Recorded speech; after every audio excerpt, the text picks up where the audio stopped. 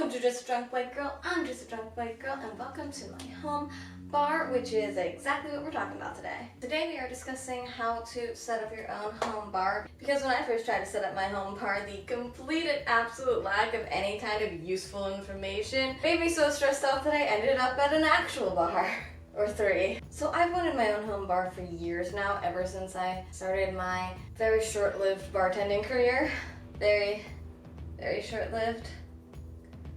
But that's a story or 3 for another time. But anyways, when I finally had enough money, if you don't count my debt, to buy this sexy little bar that you see here, I was thrilled until about 8 hours later when I finally finished putting it together and realized that I had no idea where to begin when it comes to stocking it. See, I wanted this lovely little home bar so that I had a place to entertain my friends and family and random guys that I brought home from the bar at the end of the night. Just kidding. So I wanted to be able to make multiple different simple cocktails on a budget, not trying to go homeless, stocking my home bar after all. That was a terrible job. It's okay, I've been homeless before. So as usual, when I don't know what to do, I went straight to YouTube, which was not helpful at all. The vast majority of the videos were all some variation of just buy what you like. No da. Having a stockpile of liquor of stuff that only you like is not a home bar, it's a liquor cabinet. Maybe I'm in the minority here, but I think those are 2 very different things. One is on display with multiple options to treat your friends, and the other is what you hide in the bathroom with multiple options to deal with family. Just kidding, mostly. So if you're like I was and wondering where in the actual do I start, then this video is for you. One caveat, however, I do not like nor drink whiskey, so you're gonna notice that being kind of an absent figure from my advice here. I really can't help you when it comes to whiskey at all. I do realize that I am in the minority here, however, so if you're a big whiskey person, then you might want to check out How to Drink's video on how to start a home bar. His advice might be a little bit more helpful when it comes to people that are like really into whiskey. However, this video will still provide a solid step 2 of like where else to go. Because his advice is pretty much just pick a spirit that you like and learn how to make 2 or 3 cocktails really well with that, and then just like move on from there. And so whenever you get to the and then just move on from there part, you can come back here. If you're primarily just trying to build a bar to entertain your friends, then here is a great $60 give or take starter bar that will allow you to make at least a half a dozen different cocktails and shots, if not more, depending on how creative you want to be. I mean, it's $60 if your friends are like me and my friends and born with plastic spoons in their mouth instead of silver ones, because we're starting with all bottom shelf babes. Obviously, you can get more expensive liquor if you want. It's really just like the categories that we're focusing on now. But the cheapest that you can do this for is going to be around like $50 to $70, give or take, depending on your country, your state, and your taxes, you know. So yeah, this is more about just like hitting the categories that you'll need to be able to create multiple different types of drinks. Not trying to wow people with $40 bottles of liquor that you're only going to use once in a blue moon lunar eclipse. And don't get me wrong, I'm not saying you gotta give 2 shiznicks about what your friends like or prefer. I'm just saying that if you want to expand your bar beyond what just you personally like, this is a good place to start. You're gonna like hit pretty much all the notes. But you know, you can just add whiskey on top of what I'm about to say. Then it'll just be like a $70 or $80 starter bar. Anyways, moving on, this intro has been long enough. So on to where exactly are we starting? And the place that I decided to start whenever I finally figured out where to start myself was what I like to call the Long Island Bar. Because I realized after doing a lot of really useless research, if you have all the ingredients to make a Long Island, you also have all of the ingredients to make at least a good half dozen common simple cocktails. All of the liquors will cost you around $40-ish. Here in PA anyways, they all cost around $40-ish.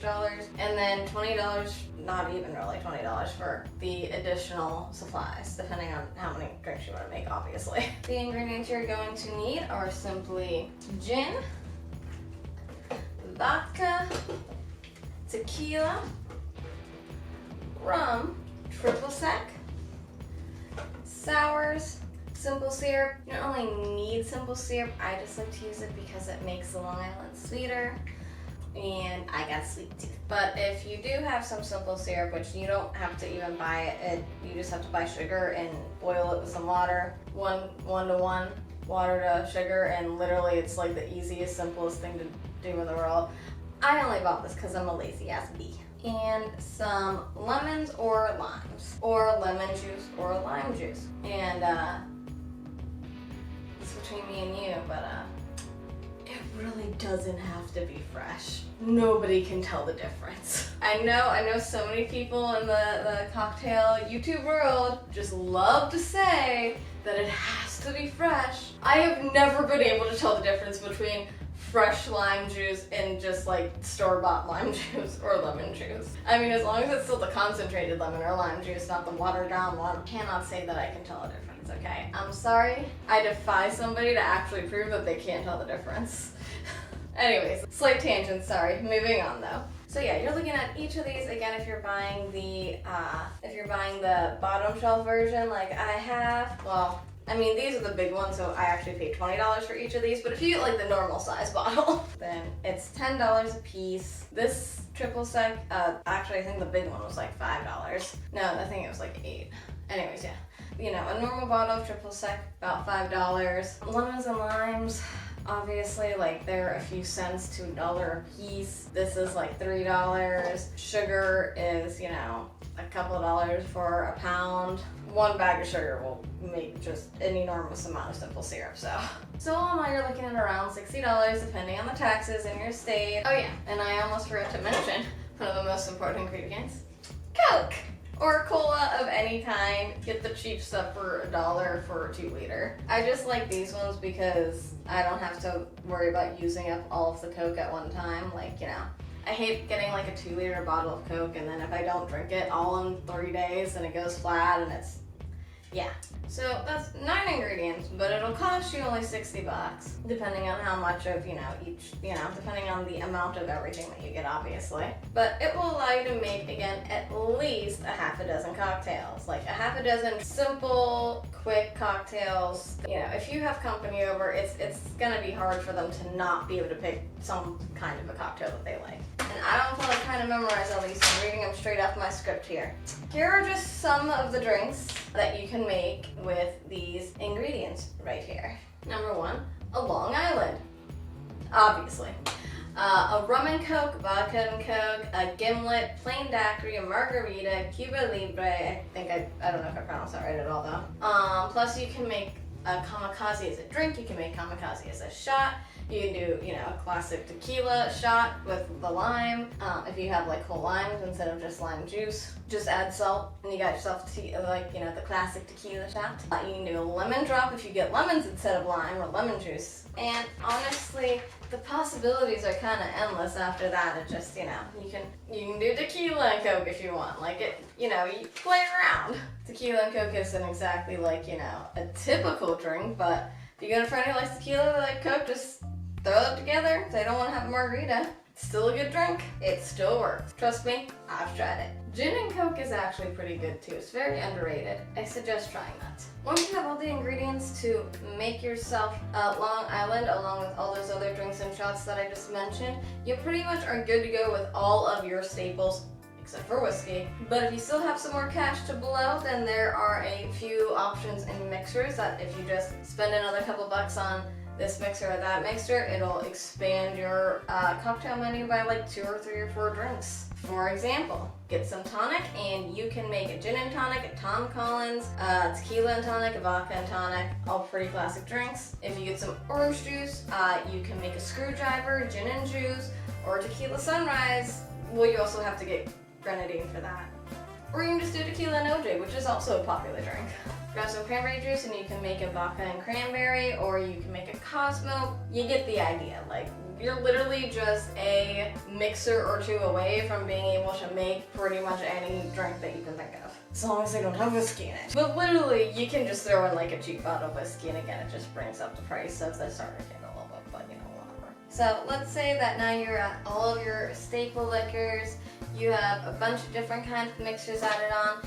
You still got some more cash to blow, or you're just, you got a little bit more cash to help build it up a little bit. What liquors should you buy next? What alcoholic beverages should you then buy?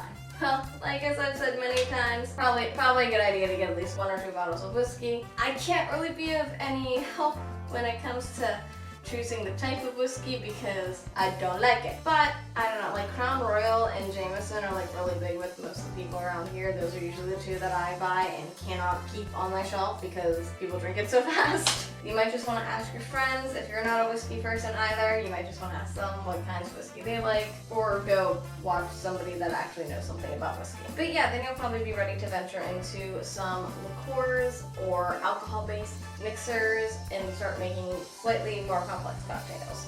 For example, you can grab some bitters and you can start making some old-fashioned, since now you should have that whiskey. Vermouths to start making martinis. Pretty much any flavored schnapps will help you make any kind of like different flavored vodka martini or margaritas. Campari, how do you pronounce it again? Campari and chartreuse. Campari and chartreuse. Wait, how the heck do you say that? Campari and chartreuse. That's probably not how you pronounce that. Oh well, I'm drunk. Are also great additions because they've been really popping up in like a lot of cocktails on the interwebs lately. I see one of those 2 added into almost every cocktail recipe that I see these days. I've never tried them, but you can definitely find ways to use them. You can get Saint Germain, which isn't in a lot of recipes on the interwebs at all, but I love it. Okay, so basically this is about where, in my opinion, you should start actually focusing on mastering specific cocktails and playing around with ingredients and being a little adventurous. I feel like half of my face is probably being covered by all these bottles, so I'm gonna move them down now. I probably should have did that one way earlier in the video. Now this is the last in the video, definitely not least, shooters. I.e. liquors that people usually only like mix with one thing and take as a shot or take straight as a shot. Most popular shooters, at least where I'm from, are Fireball and Jaeger. Why? I don't know. I hate both of these. Me and Jaeger actually have a very bad history together. That's for another video coming up though. Some people I've known have also really liked drinking Ruppelmans straight. Why, I have no idea. I'm guessing they had a bad childhood. Besides that, you should be good to go with your tequila. If you bought the well stuff, then you might want to upgrade down to like more expensive, better tasting tequilas. And whiskeys if you haven't gotten any whiskey yet. Or if you have gotten whiskey yet, but you got like bottom shelf stuff, you might want to up your game on. You might want to start investing in some like mid and top shelf liquors now. And at this point, if you've gotten to this point, I have nothing else to add. You should have a very substantial bar set up. I mean, maybe start like getting some like beer regularly to throw in there, or some wine, I guess. I don't really drink either of those very often, so. But yeah, that's sort of how the path I took to start my bar. I hope that this was more practical advice than you might have been able to find elsewhere, and that it helps some of you guys get started. Thank you guys so much for watching. If you got any value out of this whatsoever, please give this video a like, and please subscribe for more of my drunken antics and occasionally practical advice, and have a wonderful, amazing night.